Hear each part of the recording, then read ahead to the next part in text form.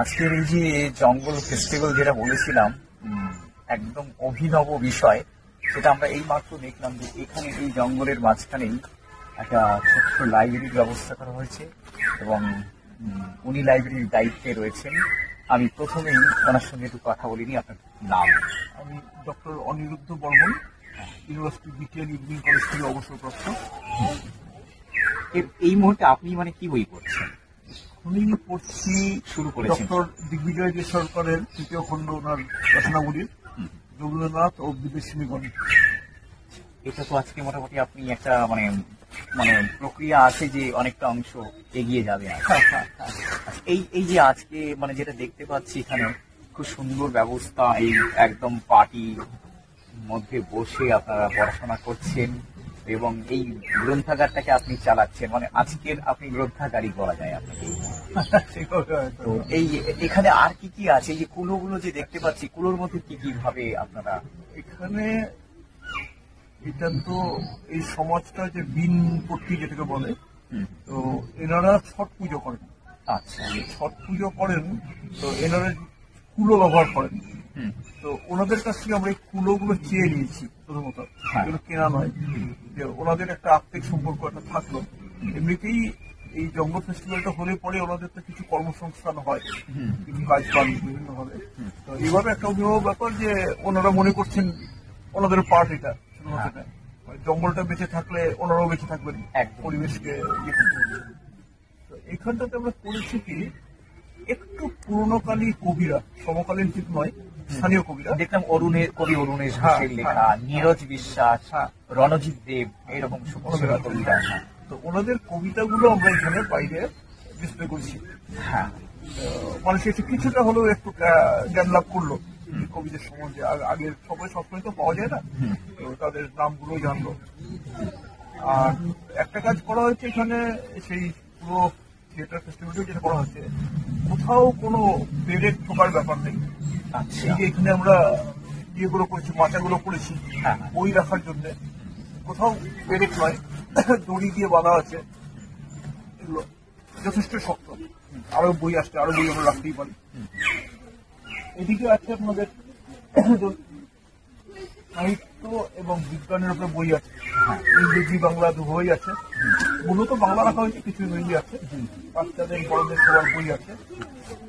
আর বই পড়তে গেলে কিছু নোট করার দরকার, বই কাগজ ঝুলছে, কলম ঝুলছে। এবং যারা পড়তে আসবে, বললেই তো মানুষ পড়তে আসবে না, যেহেতু পড়াশোনার ব্যাপারটা এখন একেবারেই হয় না সেই হিসেবে। তো আমাদের কিছু কমেন্টস আছে, ওরা যে কমেন্ট গুলো লিখে লাকি ডিপ আছে, লাকি ডিপে যদি ফেলে দেন, তো কি করলেন, কোনটা কোনটা ভালো লাগলো, তার নাম দিয়ে দিয়ে, ফোন নাম্বার দিয়ে, তাহলে আমরা চেষ্টা করছি একটা পুরস্কৃত করার জন্য এটা ভিডিওর বা তিনজনকে। তাহলে যদি কিছু লোক আসে, কিছু লোক যদি পড়ে, পড়ার ব্যাপারটা মানুষের মধ্যে আরো মানে জাগরণ ঘটানো, সচেতনতা তৈরি করা। আর আরেকটা ব্যাপার ছিল এর মধ্যে, গাছের তলায় বসে বই পড়া। সেটা তো মানে মোবাইল আসার যুগের অনেক আগের থেকে সমস্যাটা হয়ে গেছে যে আমরা ওই ঘরের মধ্যে পড়বো, তপবন ভিত্তিক একটা ব্যাপার ছিল একটা। তো সেটা থেকে আমরা অনেক দূরে চলে এসেছি। সেটাতে বসে যে পড়া যায় এখনো, সেই সুযোগটা আছে, ওই সুযোগটা আমরা করার চেষ্টা করছিলাম। আর সঙ্গে সঙ্গে আরেকটা ব্যাপারও আছে যে এইখানে যেই এলাকাতে আমরা কাজটা করছি, শালবাগানের বাইরেই যারা আছেন, বিন সমাজের লোকজন আছেন, এখানে যদি আগামীতে একটা লাইব্রেরি করা যায়, কোন এক সময় আস্তে আস্তে করে গড়ে তোলা যায়, তো আজকে ওরা দেখলো, কালকে দেখবে, পরশু দেখবে, হয়তো কেউই এলো না পড়তে, কিন্তু কিছু কিছু লোকের যে একটা অ্যাট্রাকশন হয়, আস্তে আস্তে আস্তে আস্তে একটা বোঝানো। এখন যেমন এক্ষুনি একজন এলেন, দেখলেন, উনি কিছু পড়লেন, আরেকজনের মোটামুটি কিছুটা পড়েছেন, ইনিও পড়ছেন। তো আপাতত বেশি বই তো আমরা রাখতেও পারিনি, এটা সম্ভব নয়। এক্ষুনি আমরা নিজেরা যারা যারা পেরেছি, ওনারও কিছু বই আছে, আমরাও কিছু বই দিয়েছি বিভিন্ন জনে। তো আস্তে আস্তে আস্তে এইটার মধ্যে যদি একটা আন্দোলনের মতো যদি গড়ে তোলা যায়, একদম সেইটাই আপনারা মানে চাইছেন। তো আমরা আরো একজনের সঙ্গে কথা বলে নিতে চাই, তিনি আসলে বই পড়ার জন্য এখানে এসেছেন। আপনার নামটা যদি বলতেন। আমি বই পড়তে ভালোবাসি, তার চেয়ে আর একটা ঘটনা, আমি সংস্থারও করি। আজকে অনার্স। অনার্স এখানে যখন জঙ্গল লাইব্রেরিটা চলছে এখানে সেইভাবে পাঠক নেই এবং আসবে সেটা আশা রাখছি। এই সাথে সাথে কিছু অজানা বই আমার ছিল শুধু ওইটা আমি পড়ে নিচ্ছি এই সময়। এখানে যেমন দেখতে পেলাম যে খুব ভালো ভালো সংখ্যা কৃত্তি বা সংখ্যা দেখতে পাচ্ছি আর কি। তারপরে ধরুন বইয়ের মধ্যে আমি বিবেকানন্দ বলছি শঙ্করের যেটা দেখতে পাচ্ছি খুবই ভালো বই, দেবী চৌধুরানী বঙ্কিমচন্দ্র চট্টোপাধ্যায়। তারপরে বেশ কিছু দেশের পুজো সংখ্যা, তারপরে ত্রিপুরার একটা ভেষজ উদ্ভিদ নিয়ে একটা সংগ্রহ। বার্ড আছে, সুন্দরবনের পাখি আছে, আচ্ছা, কিশোর বিজ্ঞানী আছে, হ্যাঁ। বিজ্ঞান অন্বেষক আছে। আরেকটা জিনিস দেখাতে চাই, হ্যাঁ, এই বইটা না,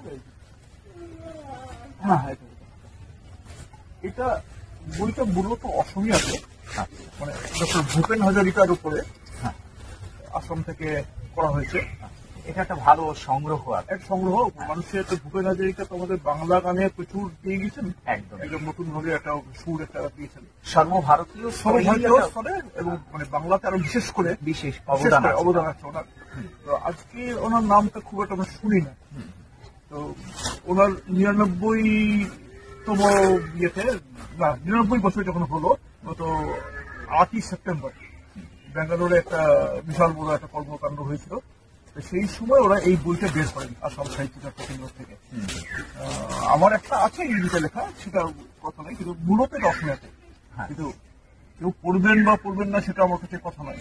এই মানুষের সম্বন্ধেও যে একটা, হ্যাঁ এই ধরনের একটা মানুষ ছিলেন, একটা এত বড় ব্যক্তিত্ব, হ্যাঁ, তো ওটা মানুষ কিছু জানুক কিছু কিছু। একটু মানে পাতা উল্টাবে।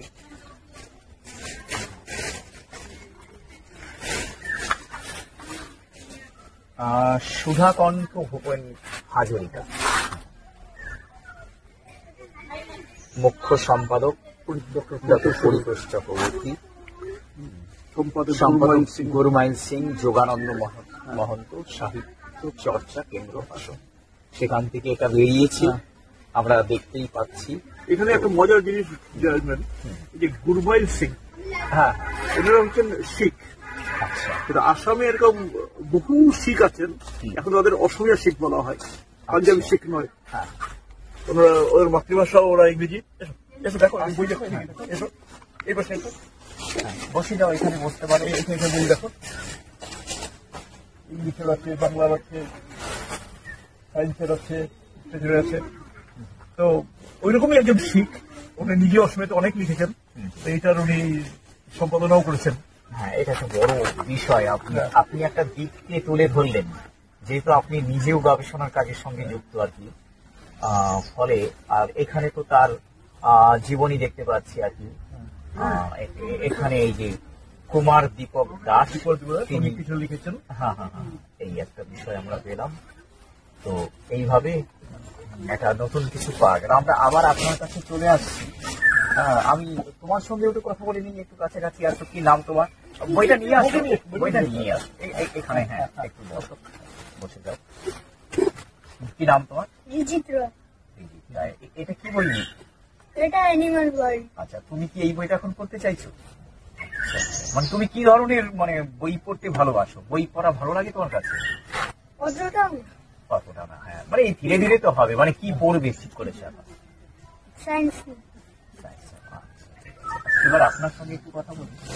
সেটা যে প্রসঙ্গটা আমরা শুরু করেছিলাম, সেটা মাঝখানে আবার ওনার দিকে চলে গেলাম, কারণ ওটাও একটা খুব মানে ভালো একটা দিগন্ত খুলে দিলেন ভূপেন হাজারিকার বিষয় এবং অসমীয়া বই। তো আপনি যে বিষয়টা নিয়ে আপনার এই জঙ্গল ক্যাম্পের এই মানে অনাসৃষ্টি সংগঠনের সঙ্গে যুক্ত আপনি বলেছিলেন আর কি, সেই সূত্রেই আপনিও কিছু বই দিয়েছেন, এই কথা বললেন আর কি। তারপর থেকে আরেকটু আবার আসুক আর কি আমাদের শ্রোতাদের কাছে।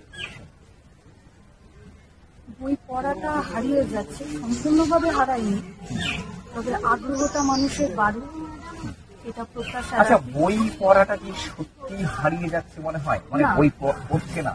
ধরুন এই যে বই মেলাগুলো, কিন্তু অনেক ক্ষেত্রে কলকাতা বই মেলায় যেরকম অসংখ্য বই মানে বই বিক্রির একটা তালিকা দেখা যায়। তো সেই ক্ষেত্রে আমার একটা প্রশ্ন, যে সেটা হচ্ছে যে বই তো না পড়লে তো বই বিক্রি হবে না, তাই না? ব্যস্ত জীবনের সাথে বোধহয় বইটার তাল মেলাতে পারছে না। যেমন ধরুন এখন ডিজিটাল প্ল্যাটফর্ম চলে আসছে, হ্যাঁ। সেখানে মানুষ অনেকটা সময় কাটাচ্ছে।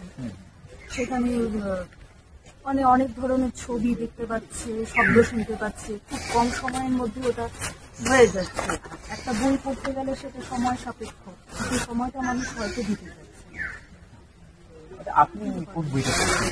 আমি আচার্য প্রফুল্লচন্দ্র রায়ের একটু যদি মানে আপনি তুলে করেন এই বই। ওনার শতবর্ষে উপলক্ষে মানে কতটা বিজ্ঞান পাতা মঞ্চে কতটা পাতা আপনি পড়ে গেছেন? 45 টাকা পড়লাম, 45 পাতা। মানে কখন থেকে শুরু করেছেন আপনি? প্রায় 12টা। 12টার আগে আর কি 45 পাতা হয়ে গেল। মানে এই বইটা আপনার মানে মানে কোন জায়গাটা ধরেছেন আপনি মানে আপনার প্রফুল্লচন্দ্র রায় আচার্য? প্রফুল্লচন্দ্র রায়ের যে জায়গাটা আছে, উনি একজন শিক্ষক, একজন বিজ্ঞানী, তার সাথে একজন শিক্ষক ছিলেন। সেই শিক্ষক হিসেবে ওনার যে দায়িত্ব, ছাত্রদেরকে সমাজের কাজে এগিয়ে নিয়ে যাওয়া, ছাত্রদের যে দায়িত্ব আছে সেই জায়গাটা বুঝিয়ে দেওয়া, সেই জায়গাটা উনি দেখিয়েছেন। ওই জায়গাটা আমার ভালো লাগে। ভালো লেগেছে আপনার? তো আমরা এসেছি আকাশ ওয়ার্ল্ডের পক্ষ থেকে। তো আমাদের যে এই যে মানে আমরা যে একটু আপনাদেরটা তুলে ধরার চেষ্টা করছি আপনাদের বিষয়গুলো, এটা কেমন লাগে? আপনাদের মাধ্যমে আর পশ্চিমবঙ্গ বা আমাদের এখন তো যার সোশ্যাল কাছে মিডিয়া অনেক পৌঁছে সারা যাচ্ছে, পৃথিবী। পৌঁছে যাচ্ছে, এটাই আমাদের কাছে বড় পাওনা।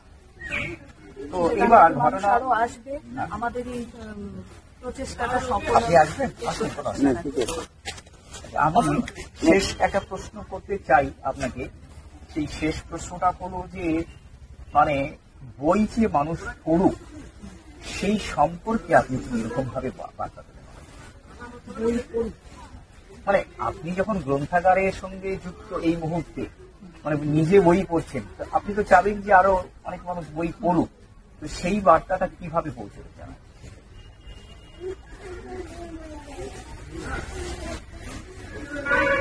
চাচ্ছি সবাই বই পড়ুক, সেটা শুধু বই যে হবে তা না, পেপারের মধ্যে বিভিন্ন সাথে তো অনেক ধরনের গল্প থাকে, প্রবন্ধ থাকে। প্রবন্ধ থাকে। মানুষ অল্প অল্প করে শুরু করে, একদম যেন বিচ্ছিন্ন না হয়ে যায়। সে ইংরাজি হোক বাংলা হোক, প্রথমে পেপারের অল্প কিছু করে, তারপর ম্যাগাজিনের মাধ্যমে আসুক, ধীরে ধীরে আসুক। একবারে হয়তো বড় বই পড়তে চাইবে না বা সেটার প্রতি আগ্রহ জাগবে না। আগ্রহ জাগানোর ক্ষেত্রে আমাদের প্রত্যেকেরই একটা দায়িত্ব আছে। না, বই পড়া নিয়ে এই যে পড়ছে না বলছেন, যে এখান থেকে কি আপনার মধ্যে কি কোনো মনে হচ্ছে? পড়ছে না এই কথাটা বুঝবো না, পড়ছে, কিন্তু হয়তো সিলেবাসের চাপেই হোক বা কাজের চাপেই হোক, সেটা এক্সট্রা বই পড়ছে, এই জায়গাটা মানে পড়ছে না বলতে মানে কিছুটা কমে যাচ্ছে। তো কমে যাচ্ছে, কাজের চাপে কমে যাচ্ছে। মানে এটাকে কি আপনি সংকট বলতে চাচ্ছেন? না, সংকটের কিছু না। মানে সংকট আসছে কি সামনে নাকি এরকম মাথায় কি মনে হয়? না, সংকট আসবে। তাহলে আপনি আশাবাদী? হ্যাঁ, আমি আশাবাদী। আশাবাদী। মানে মাধ্যম মানুষকে বেঁচে আলাদা থাকতে হতে গেলে পারে, মানব মানুষ সভ্যতাটাকে ধরতে গেলে নিশ্চয়ই বই হ্যাঁ, জ্ঞান লাগবে। প্রবাহ তো থাকবে। ধন্যবাদ। তো আমরা জানার চেষ্টা করলাম এই মুহূর্তে গ্রন্থাগার একটা সুন্দর একটা এখানে বসেছে সাময়িক গ্রন্থাগার আমরা বলতে পারি। এই প্রকৃতির নিবিড় সান্নিধ্যে একদম অভিনব একটা প্রচেষ্টা। সত্যি আমরা পেয়ে গেছি কবি নীলাদ্রি দেবকে, তার কাছ থেকে এখানকার সম্পর্কে শুনে গেছি। আসলে জঙ্গল লাইব্রেরি এই চিন্তা ভাবনার পেছনে আসলে মানুষের সাথে বইকে আরো সম্পৃক্ত করবার একটা চিন্তা ভাবনা তো আছেই, তার সঙ্গেও কিছু আরো বিশেষ জিনিসকে এটার ভেতরে যুক্ত করা হয়েছে। তার মধ্যে একটি গুরুত্বপূর্ণ বিষয়, এখানে একেবারে কুলোর মধ্যে যে কুলোগুলো ব্যবহার করা হয়েছে ছট পুজোর সময়, সেই কুলো ঠিক পেছন অংশ আপনি দেখতে পাবেন এখানে কবিতা সেটে রাখা হয়েছে। আসলে এই কবিতা কিন্তু কোচবিহারের স্বাধীনতা পরবর্তী সময়ের কবিতাগুলোকে আমরা পাচ্ছি এখানে। এখানে যেরকম মানে একটি করে কবিতা, কিন্তু তার মধ্যে দিয়ে অনেক কথা বলা যাচ্ছে। অনেক কথা বলে যাচ্ছে। আমরা যে কবিদের পাচ্ছি, এই কবিতাটা কবি সবিতা দেবী, অপরাজিতা গোপী, অরুণেশ ঘোষ, সমীর চট্টোপাধ্যায়, অমর চক্রবর্তী, রণজিৎ দেব, কবিদের আমরা অরুণেশ ঘোষের লেখা দেখলাম। অরুণেশ ঘোষের লেখা রয়েছে।